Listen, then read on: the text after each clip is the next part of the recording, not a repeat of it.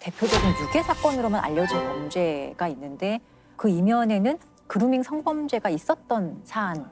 이 가해자 이름이 이제 주영형. 네. 예, 선생님 아니었어요? 예, 체육 선생님이었어요. 피해 아동은 중학교 1학년이었고 이 사건이 당시에는 피해자 이름으로 알려졌어요. 굉장히 유명했죠 그때. 예.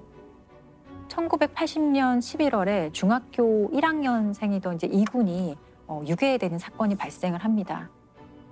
유괴범의 요구 조건은 현금 4천만 원이었고요. 당시에 왜 유괴를 했냐면 도박을 해서 빚이 많았다고 하더라고요. 금품 목적으로 이 피해 아동을 유괴했던, 그런데 사실 뭐 목적대로 되지 않아서 이틀 만에 살해를 했던 사안이에요. 경찰 인력이 총 2만 3천여 명이 동원이 됐거든요. 그런데 6개월이 지나도 범인이 누군지 전혀 특정을 하지 못했던 사건이었어요. 그 사이에 범인이 보낸 협박 편지가 6통이었고요. 협박 전화가 62회에 달했다고 하고 1980년 11월 선생님을 만나러 간다던 중학교 1학년 이군이 유괴됐습니다. 현금 4천만 원을 요구하며 전화를 걸어온 범인들은 정작 만나기로 한 장소에 나타나지 않은 채 60여 차례 전화를 걸고 편지까지 보내며 시간을 끌었습니다. 거짓말 탐지기까지 동원된 수사 끝에 범인이 체포됐습니다. 범인은 바로 이군이 만나기로 했다던 학교 체육교사 주영형이었습니다. 윤상이를 포괄한 현장에 하지 않았습니다. 정말 죽이지 않았습니다.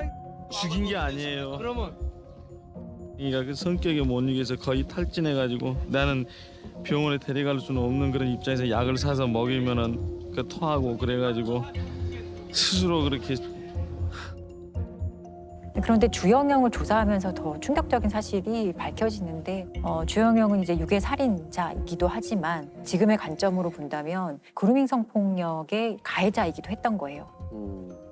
그래서 이 주영형이 사실 사건 초기부터 경찰에 의심을 받았었어요. 왜냐하면 이 피해자가 체육 선생님하고 좀 면담하러 가겠다라고 하고 사라졌기 때문에 좀 의심을 받아요. 그런데 당시에는 설마 교사가 이런 일을 했을까라는 좀 인식도 있었고, 또 이 주영형이 되게 명문대를 나온 엘리트 선생님이었고, 그리고 또 가정이 있고 아이도 있고 했는데 설마 이 사람이 그랬겠어? 라는 생각으로 용의선상에서 좀 차츰 배제가 됐던 것 같아요. 그리고 이 사람이 되게 좀 과감하게 자기가 막 방송에 막 카메라 앞에서 아이를 돌려달라 이런 식으로 막 호소를 하기도 했었거든요. 근데 결국에는 범인으로 밝혀졌죠.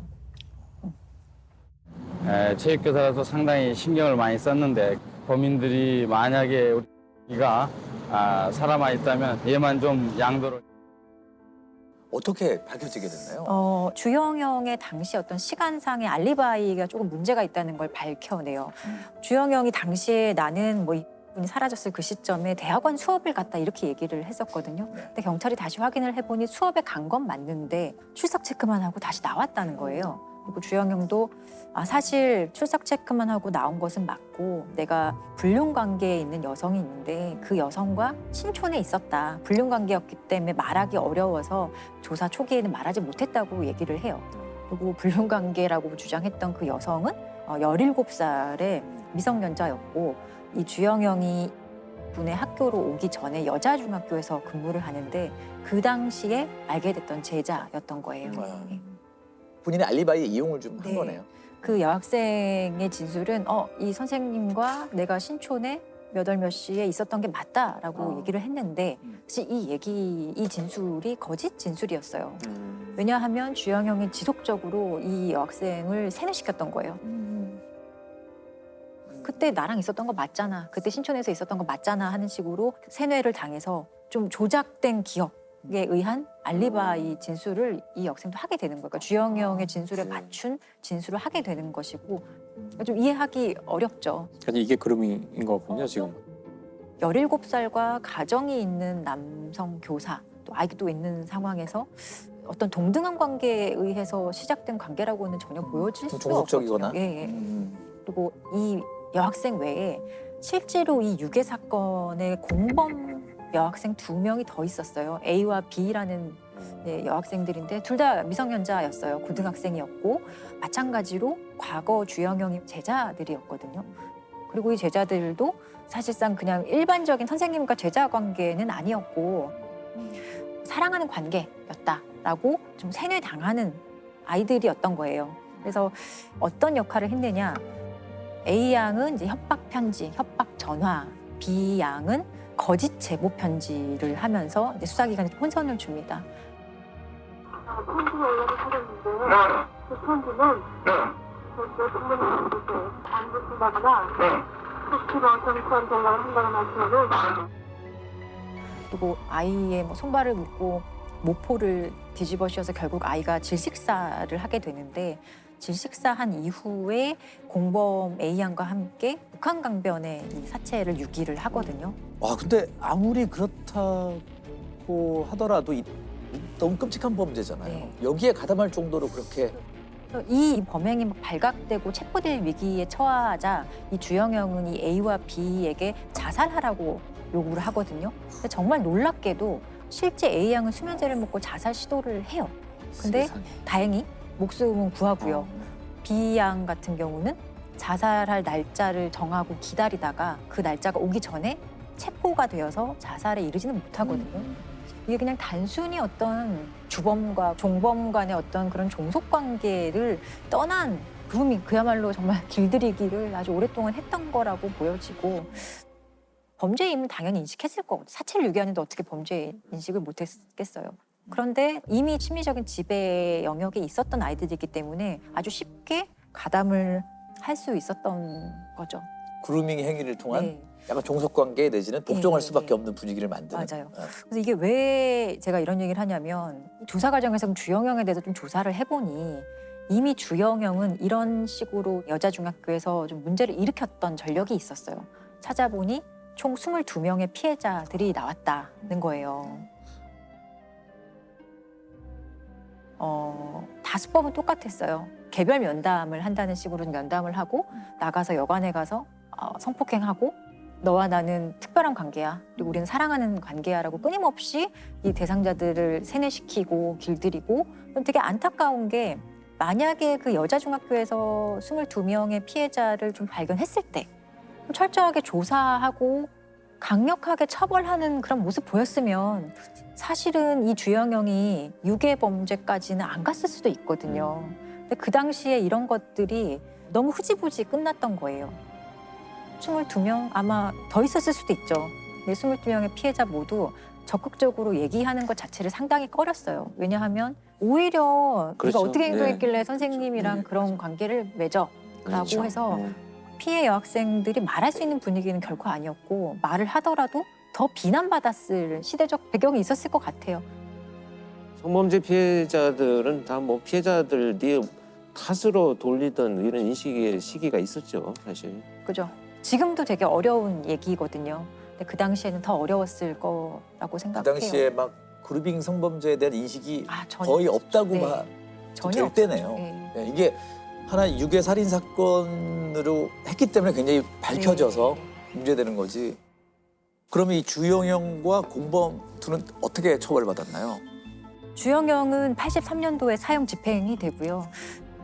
이 공범 A양은 이제 단기 3년, 장기 5년, 소년범이었기 때문에 이렇게 장기형, 단기형으로 이렇게 일반 성인하고 좀 다르게 처벌하거든요. 그런 식으로 선고가 됐고 또 다른 공범 B양은 징역 2년에 집행유예 3년 선고가 나와요. 근데 지금의 관점에서 봤을 때도 이런 공범 A와 B양의 행위는 분명히 처벌되는 행위예요. 본인이 세뇌를 당했다 하더라도. 근데 A와 B양은 유괴 살인 사건의 공범이자 동시에 그루밍 성범죄의 피해자였을 가능성이 전 매우 높다고 생각을 하거든요. 40대 연예기획사 대표 그루밍 사건입니다. 최초의 만남은 이 여자 학생이 15살이었던 시절에 교통사고로 아주 다리를 많이 다칩니다. 인대가 파여야 될 정도의 중상해를 입고 병원에 입원을 하는데 병원 엘리베이터에서 어떤 아저씨를 만나는데요. 당시에 이 A씨라는 사람이 42살이었고 여학생에게 접근하면서 연예기획사 난 대표인데 너 연예인 데뷔시켜줄게. 연예인 한번 해보지 않을래? 라는 식으로 먼저 접근을 해요. 다친 아이한테? 네. 네. 엘리베이터에서 우연히 만난 아이한테. 그리고 이 남성은 당시에 법률상에 부인이 있었어요. 부인도 있었고 피해자보다 2살 어린 아들이 있었거든요. 2살 어린 아들이 병원에 입원해 있어서 병원에 방문했던 거예요. 또래 여중생들에게 사실 가장 관심의 대상이 되는 건 연예인이잖아요. 그리고 너 예쁘다, 연예인 해볼 생각 없니라고 연습생 해볼래? 접근하면 뭐 사실 요즘 아이들 누구나 관심이나 환심을 살 수밖에 없거든요. 그리고 나서 이 여학생이 정보를 캐죠. 가정 환경은 어떤지, 부모님은 뭐 하시는지, 그리고 뭘 좋아하는지 이런 거를 자꾸 알아가면서 친근감을 형성하고 어떤 피해자의 어떤 신뢰를 계속 형성하는 과정을 이제 거칩니다. 그럼 실제로 이 피해 여학생은 부모님 두 분이 매우 아픈, 가정 형편이 너무 좋지 않았던 상당히 취약한 상황이었어요, 당시에. 그러니까 이런 것들을 다 알게 되고 이 A 씨가 그럼 병원비는 누가 내느냐, 병원비 낼 돈은 있느냐 이런 식으로 얘기를 하면서 돈이 없으면 내가 내겠다, 내주겠다 이런 식의 얘기도 했다고 해요. 그래서 이 여자 중학생 입장에서는 되게 좋은 아저씨네, 연예인 시켜주나? 뭐 이런 식의 관심도 얻었을 거고 좋은 사람인 척 얘가 지금 무엇이 필요한지 파악하면서 정말 이 아이의 욕구를 이제 충족해주는 적극적인 행동을 합니다. 그러니까 대표적인 것이 연예인들이 많이 다니는 교회에 갈 건데 너도 같이 갈래? 하면서 같이 가자고 해요. 그래서 이 아이도 나도 가고 싶다 해서 따라가요. 그리고 실제로 일부 연예인들을 봤다고 해요. 그래서 그런 걸 보고 사람들도 이 사람에게 인사를 하고 하니까 이 사람 정말 믿어도 되는 사람이구나. 연예기획사 아저씨 맞네? 그리고 교회라는 또 공간이기도 그렇죠. 하니까. 거짓말하는 사람은 아니구나라는 생각을 사실 쉽게 할 수밖에 없었던 거예요. 그리고 나서 이제 영화 시사회를 가자고 합니다. 그래서 그냥 호기심에 그리고 별로 의심의 여지 없이 이제 차에 타고 영화 시사회를 보러 가거든요. 그날 최초의 어떤 성폭력 피해가 발생을 했던 거고요. 이 모든 게 사실 만난 지 일주일도 되지 않았던 시점에 다 일어난 일이에요. 이 여학생 입장에서는 부모님이 말할 수가 없죠. 부모님은 이미 여러 가지로 병환이라든지 가정 형편 이런 것들로 힘든 상황이어서 내가 이런 일이 있었다는 것을 부모님에게 말하는 것 자체가 부담을 주는 것이라고 생각을 했고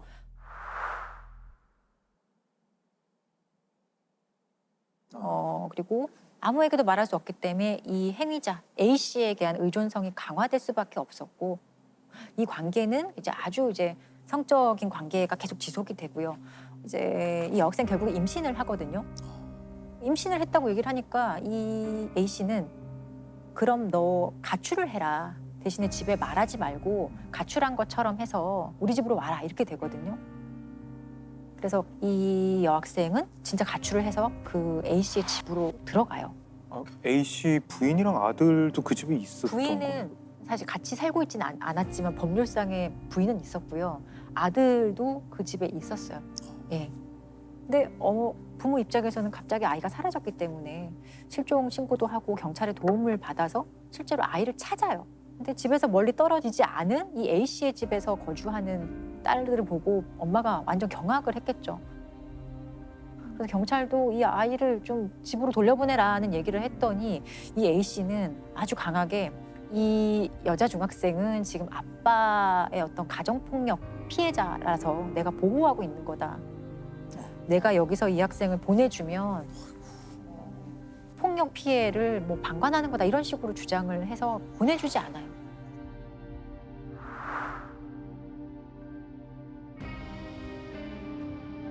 그런데 아빠의 폭행이 있었다는 것은 사실이 아니었어요.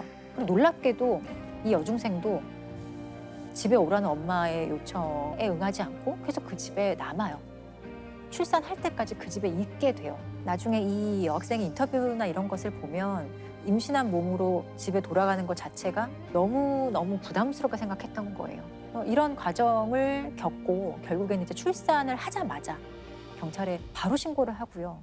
출산할 때까지 이제 기다릴 수밖에 없었다라는 취지로 얘기를 하게 되었죠. 그리고 1심과 2심에서는 유죄 판결을 받았으나 대법원에서는 최종적으로 사랑하는 사이였다. 성폭력이 아니라 사랑하는 사이였다라는 취지로 무죄 판결이 이제 확정된 사안이에요. 15살 여중생을 성폭행한 혐의로 중형을 받았던 40대가 대법원에선 무죄를 선고받았습니다. 대법원은 이들의 관계가 사랑이었다고 판단했습니다. 지난 2011년 8월 연예 기획사 대표인 A씨는 중학생인 15살 양을 만났습니다. 연예인이 되게 해주겠다며 접근한 뒤 며칠 후 승용차에서 양과 성관계를 가졌고 1심과 2심 법원은 공소 사실이 모두 인정된다며 A씨에게 각각 징역 12년과 9년의 중형을 선고했습니다. 하지만 C는 나이 차이는 많이 나지만 A 양과 진심으로 사랑하던 사이였다며 재판 내내 결백을 호소했고 정말 그 사람을 좋아했고요. 그 사람 사랑했고 그 사람을 더 많이 좋아해서 사랑했어요. 대법원은 C의 주장이 신빙성이 있다고 판단했습니다. 저도 개인적으로 가장 대법원 판결 중에 이상하고 이해할 수 없는 판결 중에 하나라고 생각을 하는 사안이에요. 근데 뭐 대법원 판결문을 보면은 뭐 이러저러 해가지고 뭐 설명은 할. 그러니까 예를 들면 연인으로 본 근거. 네, 이게 제가 좀 나눠서 설명을 드릴 텐데 일단 만난 지 일주일 만에 성관계가 있었어요. 근데 이 첫 성관계 경위에 대해서 이제 1, 2심 판결과 유죄 판결과 대법원이 다르게 판단하는데 1, 2심 판결은 당연히 이건 강간이다. 왜냐? 처음 만난 부모 또래의 남성과 며칠 만에 성관계에 동의하는 것은 상식에 반하는 일이다. 있을 수 없는 일이다 판단을 했고 피해자와 사실 임신 중에 동거할 때도 다른 학생과 똑같은 수법으로 관계를 이어가는 게 있었던 거예요.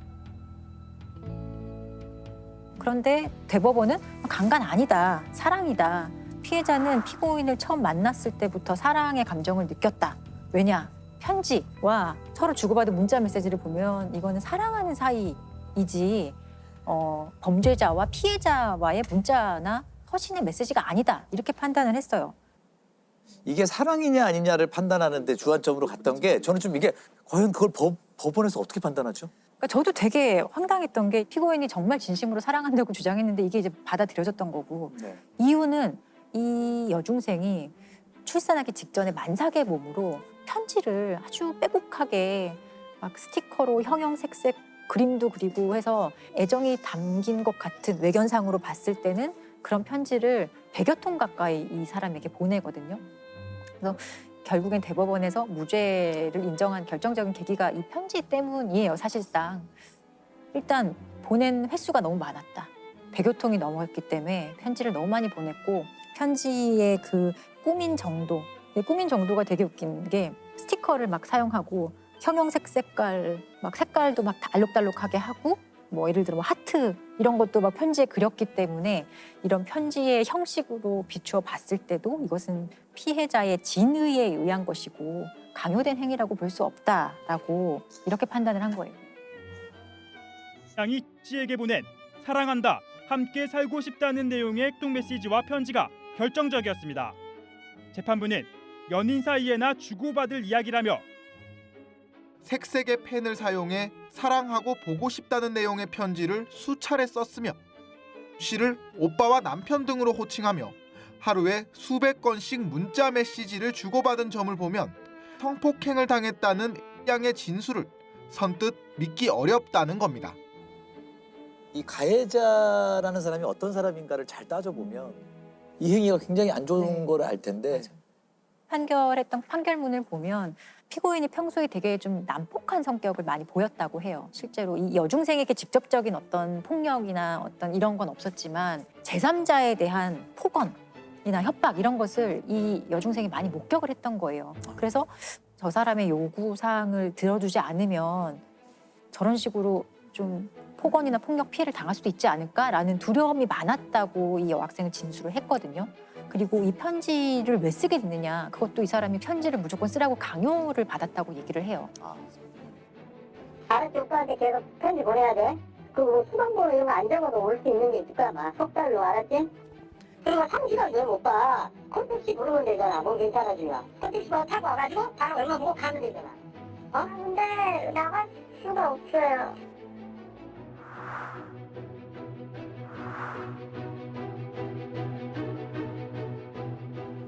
억지로 인터넷에서 보이는 그냥 노래 가사나 기사나 이런 걸 보고 그냥 억지로 썼던 것이고 강요된 행위였다라고 얘기를 하지만 대법원은 피해자 진술 지금 성폭행이라고 주장하는데 근데 너가 얘기했던 거 보니까 이렇게 너 편지도 썼잖아. 심지어 편지에 얼마나 형형색색깔로 꾸미기도 했니. 그런 걸로 진술의 신빙성이 없다라고 이제 판단을 한 거고 1, 2심 판결은 충분히 신빙성이 있다라고 판단을 한 거예요. 그러니까 결국 피해자 진술의 신빙성의 판단 과정에서 이렇게 완전히 같은 사실관계를 가지고 양극단의 판단을 했던 대표적인 사례 중에 하나거든요.